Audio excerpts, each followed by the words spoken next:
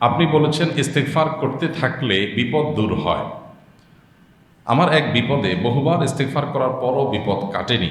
এর কারণ কি থাকতে পারে? ভাই আমি বলিনি, এটা নবী করিম সাল্লাল্লাহু আলাইহি ওয়াসাল্লামের হাদিসে বলা হয়েছে। আমি হাদিসের অনুবাদ করেছি মাত্র। যে ব্যক্তি ইস্তেগফারকে আঁকড়ে ধরবে, নিয়মিত ইস্তেগফার করতে থাকবে, আল্লাহ রাব্বুল আলামিন তাকে কঠিন সময়ে তাকে উত্তরণের পথ দেখিয়ে দিবেন। তার জন্য এমন এমন পথ আল্লাহ তাআলা আবিষ্কার করে দিবেন যে সেটা কল্পনাও করতে পারেনি।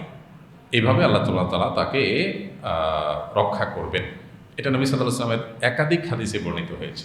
এজন্য দুশ্চিন্তা, ডিপ্রেশন, পেরেশানি, বিপদ-আপদ যে কোনো মুসিবত দূরের জন্য কন্টিনিউয়াসলি ইস্তেগফার করতে থাকা, আস্তাগফিরুল্লাহ ওয়া আতুবু ইলাইহি, আস্তাগফিরুল্লাহ আল্লাযী লা ইলাহা ইল্লা হুয়াল হাইয়ুল কাইয়্যুম, এই ইস্তেগফার করতে থাকা, আল্লাহুম্মা আনতা রাব্বী লা ইলাহা ইল্লা আনতা, এইটা সাইয়্যিদুল ইস্তেগফার, যে কোনো ইস্তেগফার। আর সবচেয়ে সংক্ষিপ্ত হলো আস্তাগফিরুল্লাহ ওয়া আতুবু ইলাইহি।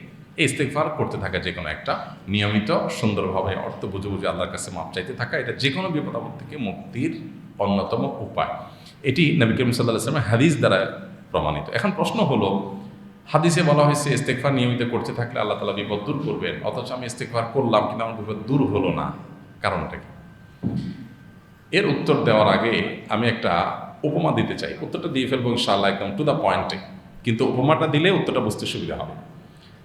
উপমাটা হলো, ধরেন আপনার বাবা আপনাকে বলেছেন, আপনার মা আপনাকে বলেছেন, তোমাকে আমি অনেক ভালোবাসি বাবা, অনেক আদর করি, তোমার কোনো কষ্ট আমি সহ্য করব না, তোমার কোনো কষ্ট আমার সহ্য হয় না, যে কোনো কষ্টে কোনো অসুবিধা হলে আমাকে বলবা, আমি আমার জীবন দিয়ে হলেও তোমাকে কষ্ট থেকে উদ্ধার করব।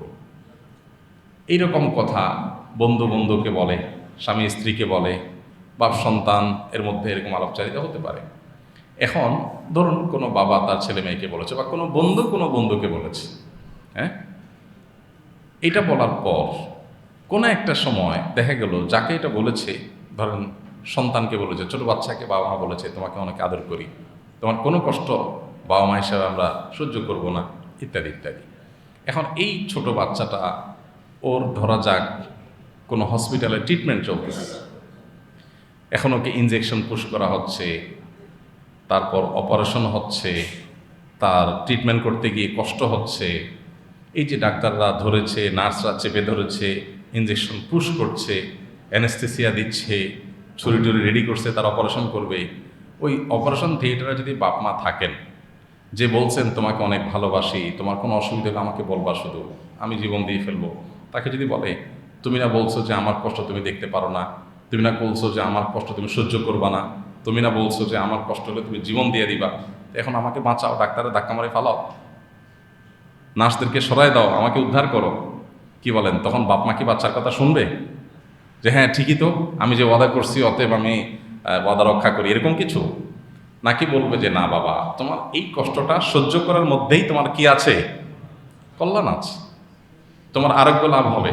সো এই কষ্টটা, তোমার কষ্ট হচ্ছে, আমরাও কষ্ট পাচ্ছি, কিন্তু এখানে আমাদেরও সহ্য করতে হবে, তোমাকেও সহ্য করতে হবে, এর মধ্যেই কল্যাণ হবে, এই কষ্টের পরেই শান্তি আসবে, এই কষ্টটা তোমার শান্তির জন্যই হচ্ছে, এই কষ্টটা না করলে বরং কষ্ট আরো বাড়বে। এখন যদি ছেলে বলে, বাবা তুমি না বলছিলা, এখন তুমি তো কথা রক্ষা করলা না, দোস্ত যদি বলে, দোস্ত তুমি না বলছিলা, তুমি তো কথা রক্ষা করলা না, তো ব্যাপারটা কেমন হবে? ব্যাপারটা কি যৌক্তিক হবে? এবার আসেন মূল প্রশ্নের উত্তরে। নবী করিম সাল্লাল্লাহু আলাইহি ওয়াসাল্লামের হাদিসের আলোকে আমরা জানলাম ইস্তেগফার করতে থাকলে বিপদ দূর হয়। এখন আমার বিপদের সময় ইস্তেগফার পড়লাম, কিন্তু বিপদ গেল না, তাহলে এবার কি হবে? এই বিপদ না যাওয়ার মধ্যে, এই বিপদ সহ্য করার মধ্যে আমার প্রভূত কল্যাণ নিহিত আছে হয়তো। এই বিপদ গেলে আমার যতটুকু লাভ হবে, এই বিপদে আমি ধৈর্য ধারণ করে টিকে থাকতে পারলে তার চাইতে পরিমাণে লাভ আরো হয়তো বহুগুণ বেশি হবে। এক্সাম্পল তো আমরা দিয়েছি, এরকম আরো বহু নজির আমাদের সামনে আছে না নেই? এই জন্য কখনো কোনো আমলের সুফল আমি পাইনি, তাহলে আমাকে মনে রাখতে হবে যে আল্লাহ রাব্বুল আলামিন সাধারণত এই আমলের সুফল এইভাবে দিয়ে থাকেন, এটা হলো জেনারেল। কোনো কোনো ক্ষেত্রে যদি না হয়, তাহলে বুঝতে হবে যে এই না হওয়ার মধ্যেই আমার কি আছে? কল্যাণ আছে, এটা এক্সেপশন। অথবা আমি যেইভাবে ইস্তেগফার করা দরকার, যে মানসিকতা নিয়ে, যেই আপনার আন্তরিকতা নিয়ে, যে মনোসংযোগ নিয়ে, যে মনোযোগ নিয়ে, যে বিনয় নিয়ে, যে শুদ্ধতা নিয়ে হয়তো আমার কোনো জায়গায় কোনো ত্রুটি ছিল। মনে রাখবেন, ইমানদারের হারাবার কিচ্ছু নেই। নবী করিম সাল্লাল্লাহু আলাইহি ওয়াসাল্লাম বলেছেন, আজেবান লি আমরিল মুমিন, ইমানদারের পুরো বিষয়টাই অদ্ভুত, আশ্চর্যজনক। ইন আসাবাহু খায়রুন, ইমানদারের জীবনে যদি কোনো সুখ আসে, শাকারা, সে আল্লাহকে শুকরিয়া জানায়, তখন সুখে সুখী হলো, আবার এদিকে শুকরিয়া জানিয়ে আখিরাতে আল্লাহর কাছে বিনিময় পাইল, দুই দিক থেকে লাভ। ওয়াইন আসাবাহু শাররুন, আর যদি ইমানদারের জীবনে কোনো বিপদ আসে, কষ্ট আসে, সবারা, সে সবর করে, ধৈর্য ধারণ করে, তাহলে কি হয়? ফাকানা খায়র আল্লাহ, তার এর বিনিময়ে আল্লাহর কাছে সওয়াব পায়, জান্নাত পায়। তাহলে বিপদ হয়েও সে তার বিনিময়ে ভালো কিছু পায়। ইস্তেগফার আমরা পড়লাম, এর কারণে আমার সওয়াব আমলনামা ঠিকই যুক্ত হবে ইনশাআল্লাহ। আর বিপদ যদি দূর হয় তো আলহামদুলিল্লাহ, যদি দূর না হয় তাও আমি সবর করলাম যে এর বিনিময়ে আল্লাহ তাআলা আমাকে জান্নাত দিবেন। আমাদের অনেক সমস্যা দূর হয় ইমিডিয়েট। আমাদের জীবনে প্রতিনিয়ত বহু ঘটনা ঘটে, আমরা ঘটনাগুলোর দিকে একটু তাকালে বুঝতে পারবো। একটা বিপদ হয়তো একজনের ঘটেছে, ঘটার পর বিপদটা দূর হয়েছে। ধরেন আপনারা দুজন মানুষ আপনারা চেষ্টা করছেন কোনো একটা জিনিসের জন্য, একজনের হয়ে গেছে, আপনি মন খারাপ করে ফেলছেন যে তারটা হয়ে গেল, আমারটা হলো না, আপনি তো অপেক্ষায় আছেন। এরপর আপনি দেখলেন যে যারটা হয়ে গেছে সে খুশি হয়ে চলে গেছে, বাট না হওয়ার ফলে আপনার ইচ্ছাতে বড়টা হয়ে গেল। এবার আপনি খুশি হয়ে যান যে আল্লাহ যা করে ভালোর জন্য করে। এরকম বহু কিছু আমাদের জীবনে ঘটে না? ইমানদার দৃঢ় বিশ্বাস করবে, নবী করিম সাল্লাল্লাহু আলাইহি সাল্লামের প্রতিশ্রুতি অনুযায়ী কোনো আমল যদি সে করে, তার লস হওয়ার কোনো সুযোগ, পার্থিব বিষয়ে এক জায়গায় আমি ইনভেস্ট করলাম, ইনভেস্ট আমার লস হয়ে গেল, এটা আমার আর পাওয়ার সুযোগ নাই। কিন্তু দ্বীনি বিষয়ে, আমলের বিষয়ে ইমানদার হারাবার কিচ্ছু নেই। বিধায় ইমানদার কখনো নিরাশ হবে না, আল্লাহর প্রতি আশাবাদী থাকবে। বিশেষ করে কোনো অকল্যাণ তাকে স্পর্শ করলে সে আল্লাহর প্রতি ইয়াকিন রাখবে যে এর মাধ্যমে অবশ্যই আমার কোনো না কোনো কল্যাণ আল্লাহ তাআলা দান করবেন। বিধায় আমি কি করব? সবর করব, ধৈর্য ধারণ করব। আল্লাহ আমাদেরকে তৌফিক দান করুন। এক স্বামী রাগের বশত স্ত্রীকে বলল, তোকে ছেড়ে দিয়েছি। একবার বলল, এখন তার আবার সংসার করতে চায়, সমাধান কি? প্রশ্নটি লিখেছেন মহিউদ্দিন।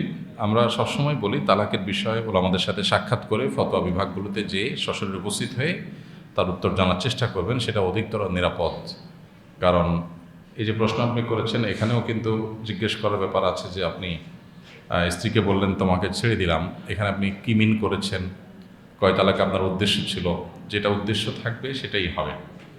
আর এখানে ব্র্যাকেটে যে আপনি একবার লিখেছেন, যদি একবার বলেছেন এক তালাকি উদ্দেশ্য হয়ে থাকে, একবার বলেছেন, তাহলে এটাতে এক তালাকি হয়েছে, এবং এক তালাক হলে পুনরায় সংসার করবার সুযোগ থাকে। বিশেষ করে যদি 3 মাসের ভিতরে হয়ে থাকে, ইদ্যতের ভিতরে হয়ে থাকে, তাহলে শুধুমাত্র মুখে প্রত্যাহার করেই আপনারা একসাথে বসবাস করতে পারবেন। আর যদি ইদ্যত শেষ হয়ে থাকে, তাহলে সেক্ষেত্রে, অর্থাৎ 3 মাস পার হয়ে থাকে, তাহলে সেক্ষেত্রে পুনরায় বিবাহ করে আপনারা একসাথে বসবাস করতে পারবেন।